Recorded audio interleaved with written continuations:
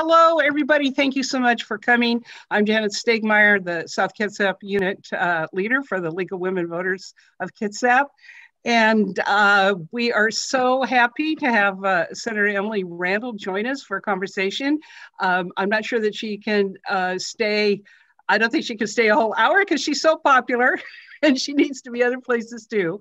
I do want to let people know that we are recording, and there will be a transcript or the recording will be available on the League website at a later date. Plus, there is a live transcript, which is Zoom talk for closed captioning.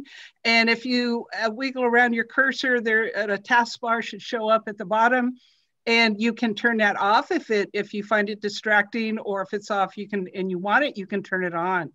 So, Senator Randall, you're a local girl here, and I know you've had an interesting story of how you got to be in the Senate, and I think our people sent you some what I think are interesting questions. So I'm just going to let you go for it, and thank you so much for being here. Yeah, hello. I'm super happy to be here with you all. I'll apologize. I'm out not in my home office, and I thought I was going to go to a coffee shop that's still only doing walk-up orders for COVID. So I'm coming to you from my car, not driving, but safely parked.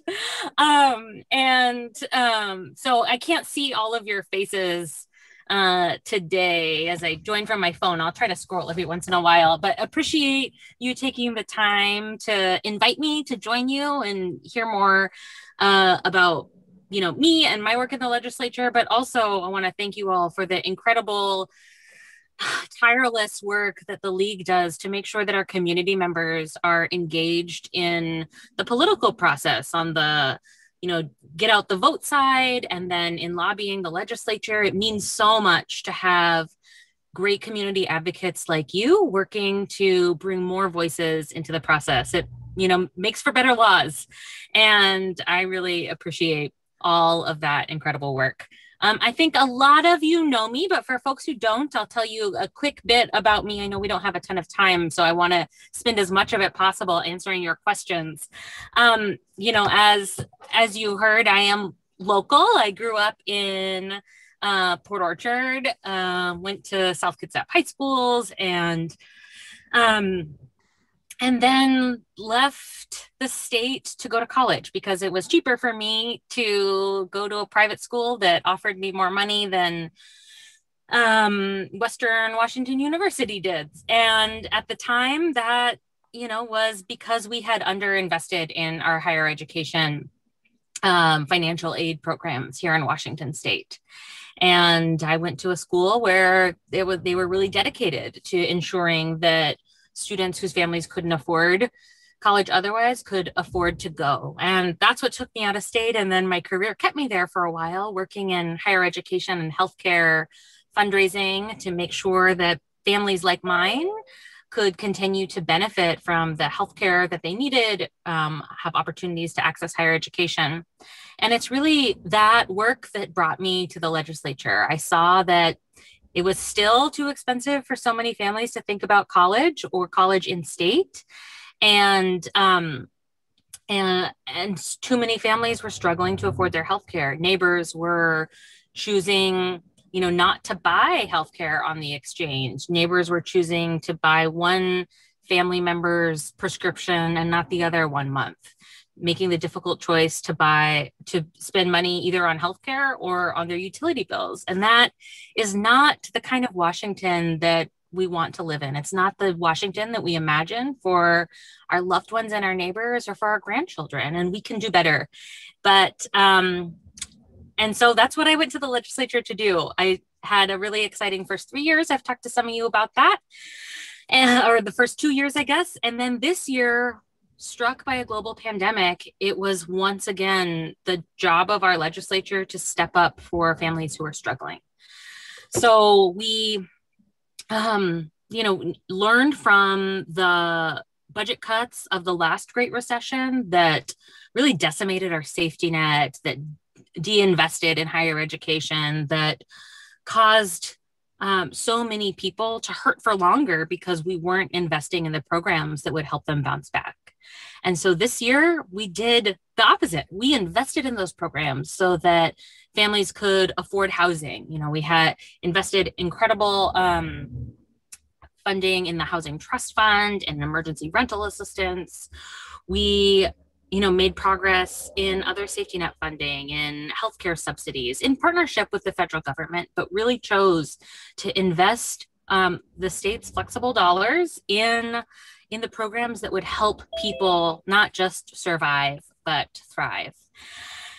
And I'm really proud of the work that we did this last session. I'm proud of, the bipartisanship. We had a majority of our bills that were passed with some of both parties supporting. We passed an incredibly transformative budget. We made big changes to childcare to make that more accessible to more working families. We did some work on our upside down tax code, finally funding the working families tax credit, in part by passing a capital gains tax, which will affect 162 tax filers in the 26th district, which is less than 1%. But the wealthiest Washingtonians who, because of a tax code that's been really rigged, have not been contributing the same percentage of their income as the hardest working lower income Washingtonians. We did a lot of great things. And what we also saw, though folks were concerned about how neighbors like the League of Women Voters and the folks that you advocate with would be able to participate in a pandemic session, a remote session, one with some fencing for security around the Capitol in which people weren't able to get into the buildings. What we saw was a 300% increase in community participation, in remote testimony and in sign-ins for bills as we had seen in 2019. So that same long session, my first session in Olympia, we tripled the participation in this COVID year. So I think what we've learned is that remote testimony is here to stay. And people need to be able to come to you from their car or, their couch where they're taking care of their kids. We saw folks testify from the break room at hospitals, while walking to the bus to get to work. People who were able to fit in civic advocacy in the middle of their working day who wouldn't have been able to participate otherwise. So really, really exciting stuff happening in Olympia. I've tried to stay connected with folks as well in our community, hosted virtual town halls. We're about to get back into the swing of our regular coffee chats so that I can keep hearing from folks.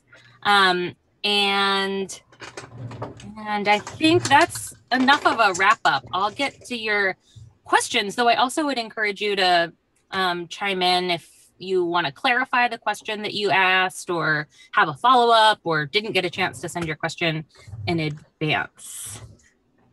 So let's see, the first question I saw was from Susan Daniel, who asked, what do I see as the greatest need for the 26th district? I think some of the same things that I went to the legislature we've been working on. Healthcare affordability is still a challenge, though I'm super proud that we passed the Universal Healthcare Commission bill, which built on my earlier work, the Universal Healthcare Task Force. This is an ongoing commission that is empowered to begin applying for healthcare waivers as soon as the federal government makes changes to their Medicaid policies so that we can keep expanding. I know some of you may know this, but Washington was a leader in Medicaid expansion in 1993. We took advantage of some flexibility and we helped so many Washingtonians, including my sister Olivia, who had pretty severe disabilities. And so I've seen what we can do, and I know we can do more. And that's why I was so excited to prime sponsor the Universal Healthcare Commission Bill 5399. And I have to take a moment to brag about this. The Stranger interviewed an actuary and economist at Harvard who Jimmy Carter had tapped to design the US's early plans for universal coverage. And he went on to design 9 countries' universal healthcare approaches. And he said it's the most exciting universal healthcare legislation he's seen in a decade. And, it was passed quietly, not a lot of pomp and circumstance, but we are ready to do the work to make healthcare more affordable for Washingtonians. But there's more to do. There's a lot more work to do. I think infrastructure continues to be an issue, especially for a district like ours, where we're so dependent on, the ferry and bridges to stay connected with the rest of the state. We'll keep working on that. I have high hopes that we'll be able to get a transportation infrastructure package through in the next 9 months or so. And really looking to the federal government as well to send some money to the states to help us make that possible. But we have issues. We need to continue electrifying our ferries. We need to, work on some of that deferred maintenance, build new ferries, as well as fix that gorse problem that we have. We need to do it in a greener way that protects our salmon habitat and builds for the future. So those are some of the things that I'm focused on, but would love to keep hearing from you about the issues that you care about. And Stroh-Snyder asked, what were the greatest accomplishments of the recent session? I think I hit on those. I think the remote testimony is huge. I think some of the healthcare legislation is huge. I think ensuring that we were investing in families and not divesting in working families was a real win for a tough legislative session. One where we worried we'd be able to pass as much policy as we did.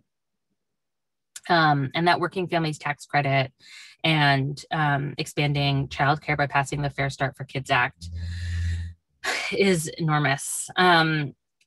Let's see, how did homeless people and others in need of affordable housing fare in the legislature this year?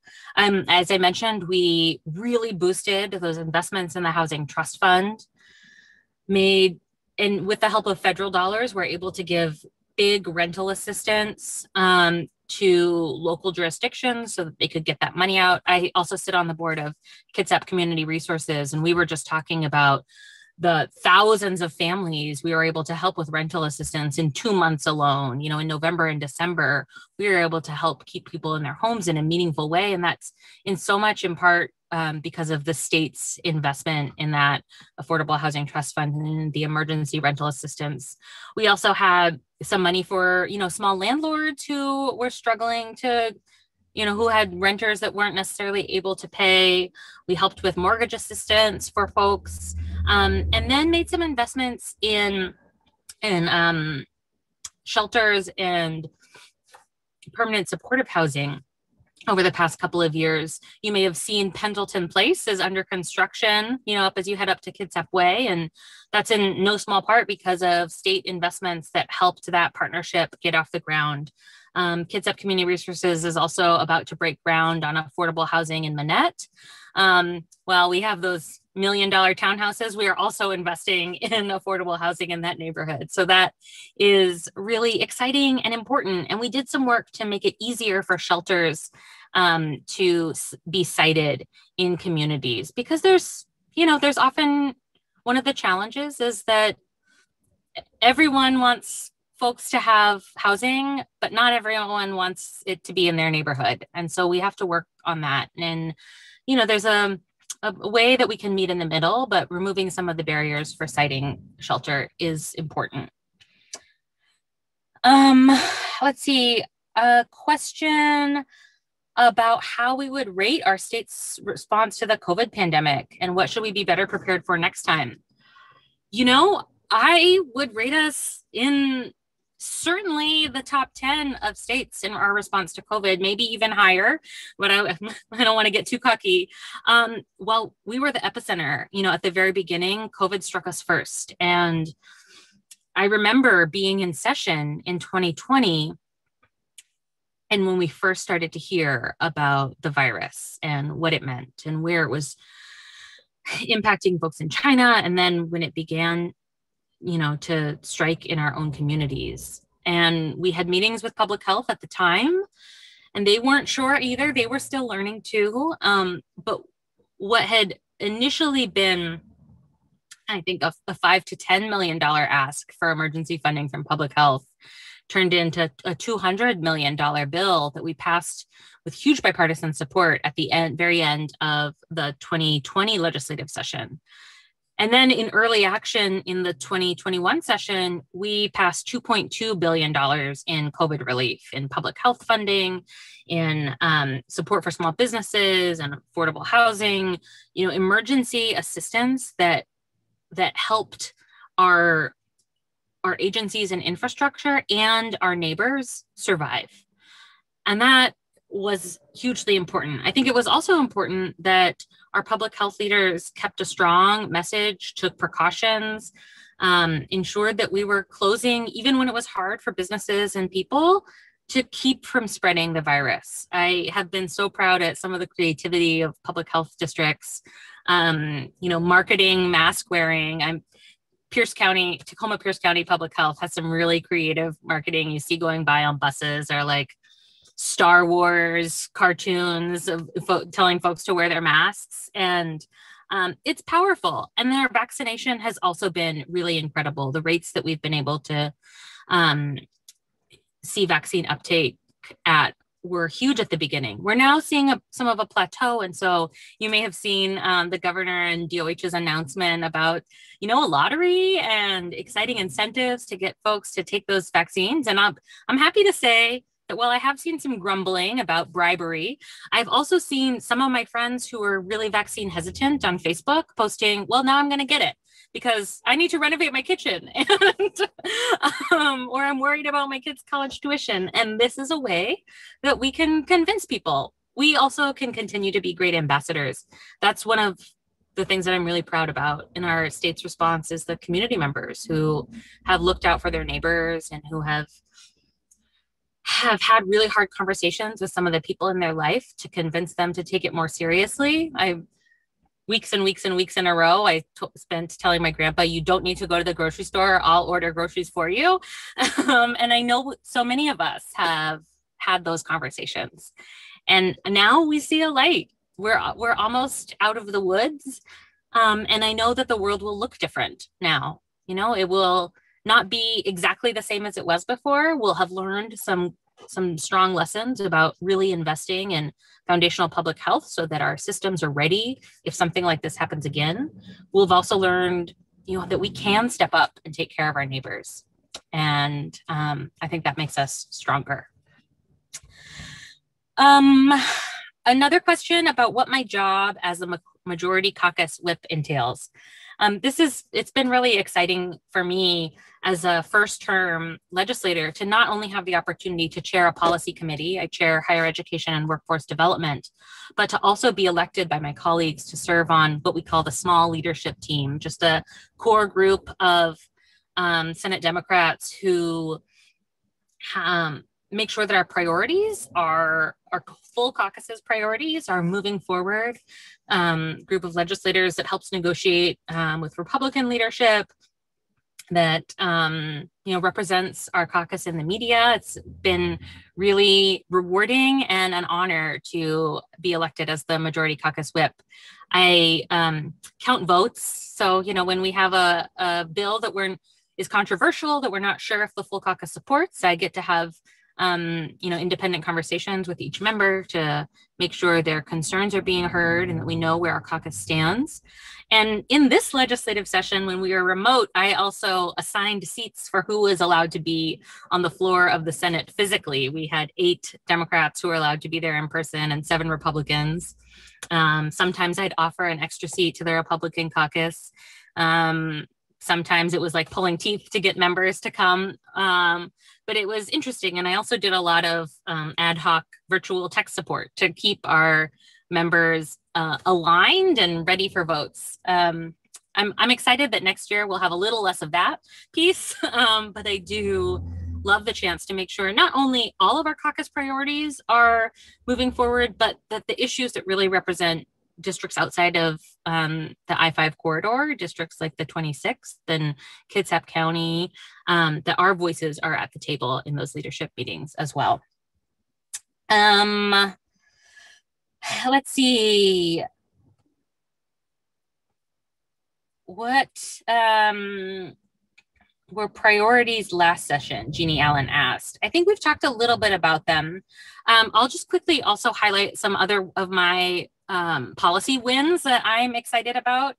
I had a suite of equity bills that I had been working on before the summer of 2020 and our sort of racial awakening in this country, but that were really spurred on by that national dialogue. 5229 is a bill that requires continuing medical education training for any licensed medical providers. And it was a piece of priority legislation from the Washington State Medical Association. They were with me 100% the whole way to make sure that doctors, when they went to get relicensed and had to take other continuing medical education requirements, were also taking courses on anti-racism, systemic racism, and learning how they could be a part of building a healthcare system that doesn't have as much bias. We saw those numbers so starkly that during the COVID pandemic, Black and brown people more likely to be hospitalized, more likely to die from the virus. And that's because of a lot of systemic factors that, have been around since the root of our country, but that our medical system is uniquely positioned to help solve.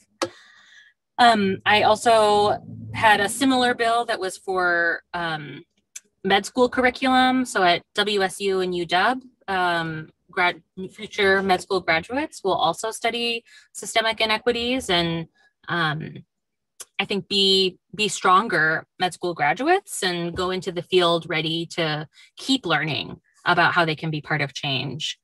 And I also passed a postpartum Medicaid expansion. This is a bill that we passed a version of last legislative session and then was vetoed by the governor as he worried about increasing costs as we went into a pandemic. But I think the pandemic showed us that this bill was even more important than ever.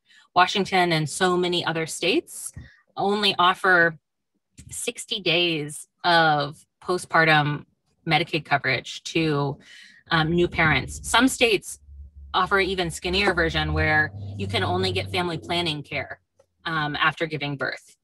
And we this year passed a huge expansion that will ensure that folks at 160% of federal poverty level have a full year to have healthcare coverage to take care of the health complications that they may have. We know that Black and brown women are more likely to die during childbirth, but also from postpartum complications, and that so many new moms of all races don't see and aren't diagnosed with postpartum mood disorder or depression until many more months after giving birth. And if we really want to invest in families and make sure that they are prepared for the life ahead of them, then it's important that we invest in new parents' health so that little baby can get the best care that they need from their parent, and that parents are well equipped to take care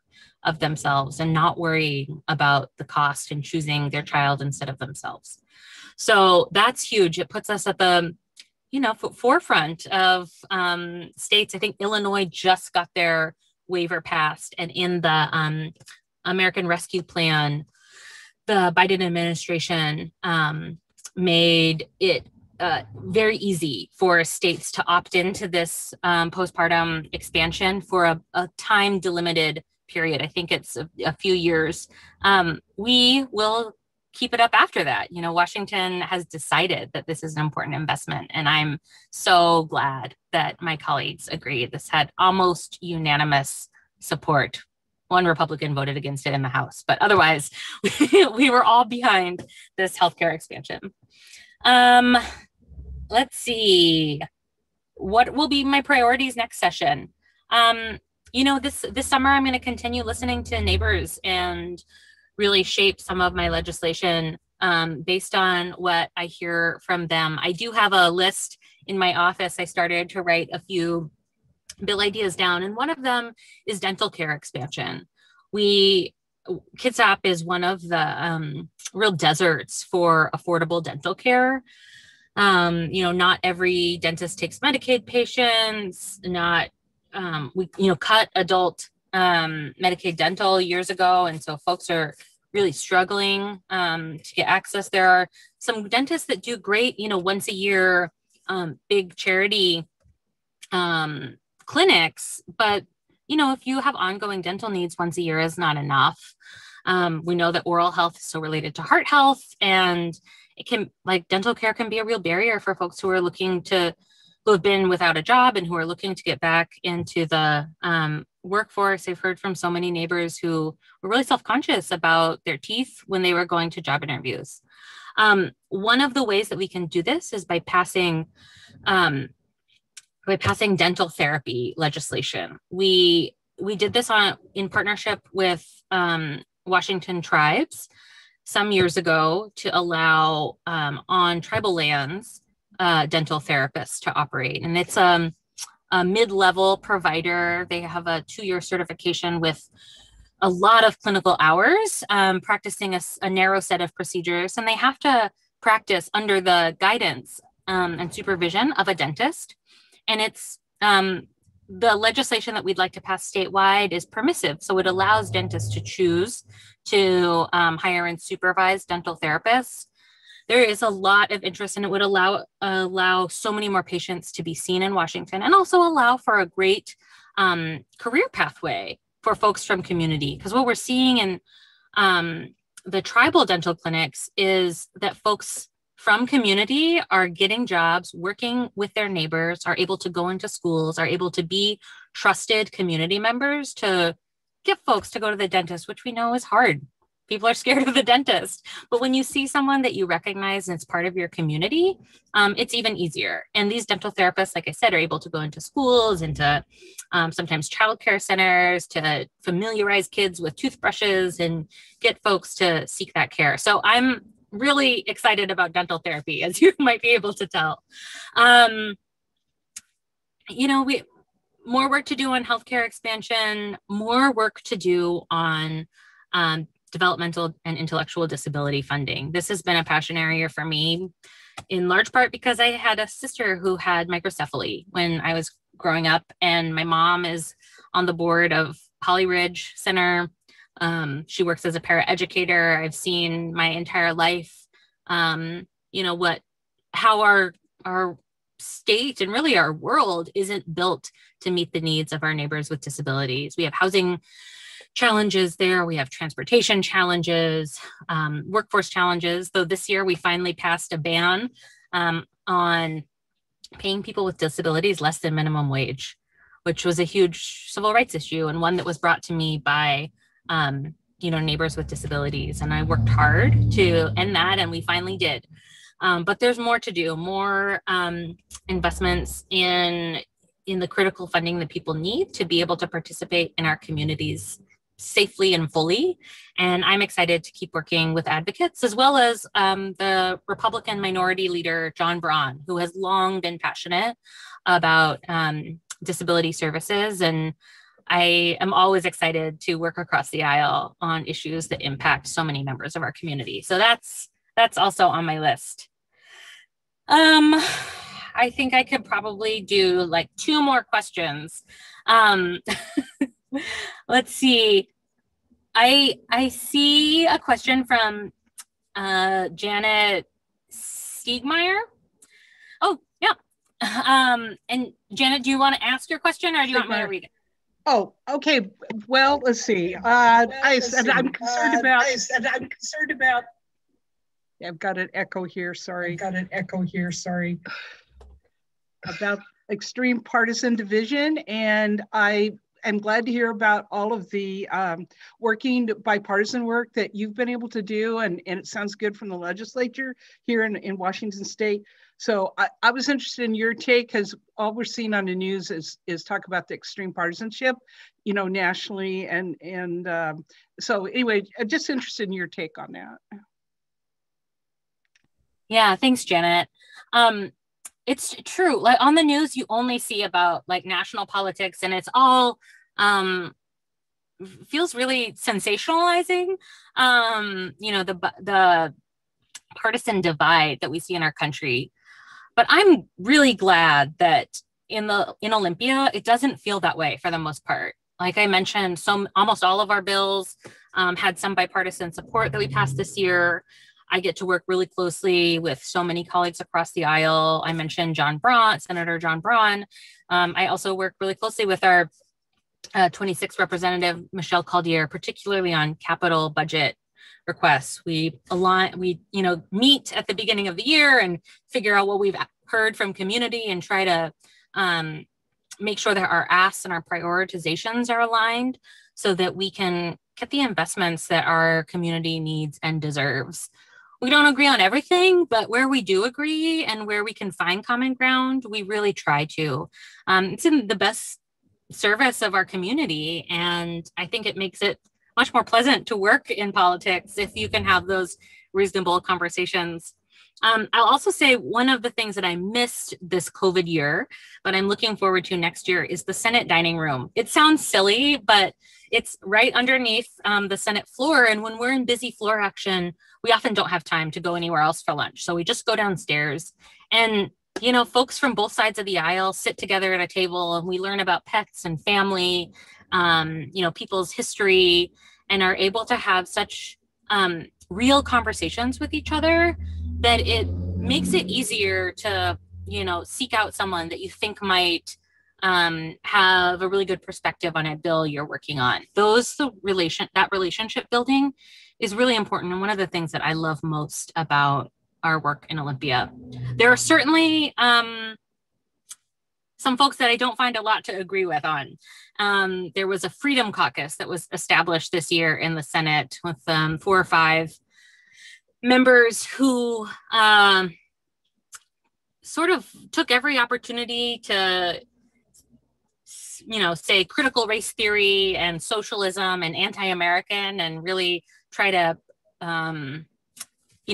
point out, especially my work around equity and anti-racism, as bad and evil, or, use reverse racism as a way to describe it. And I don't think that is constructive.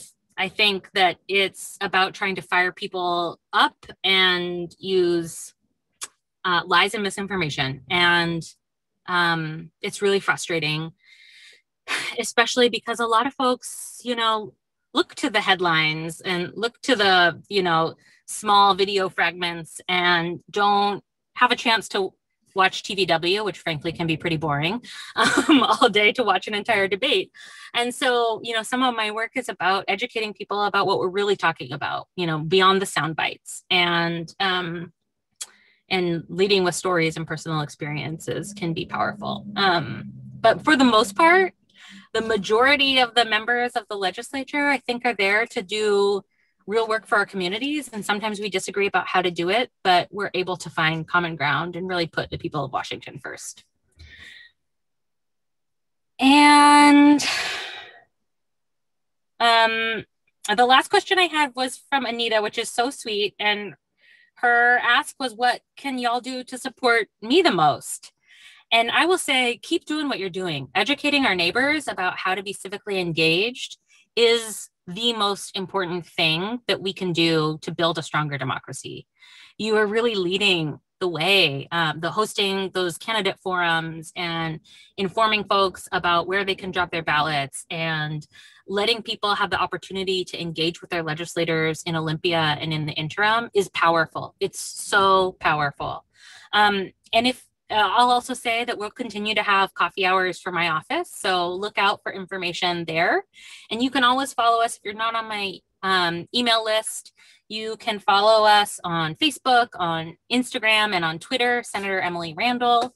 I'm excited to keep hearing from you about issues that are important. And if there are ever events or other community groups that you think would benefit from a visit from their legislator, please let me know. I'm here to listen and to serve, and so, so grateful to get the chance to partner with all of you incredible advocates. Well, thank you, Emily, for being here, and thank you, Sarah Myers, for helping organize this and facilitate it. And it's just wonderful to have you here, and I feel very I think uplifted to hear that there's more bipartisanship going on in this state than I had thought. So thank you so much for your time, and all the best.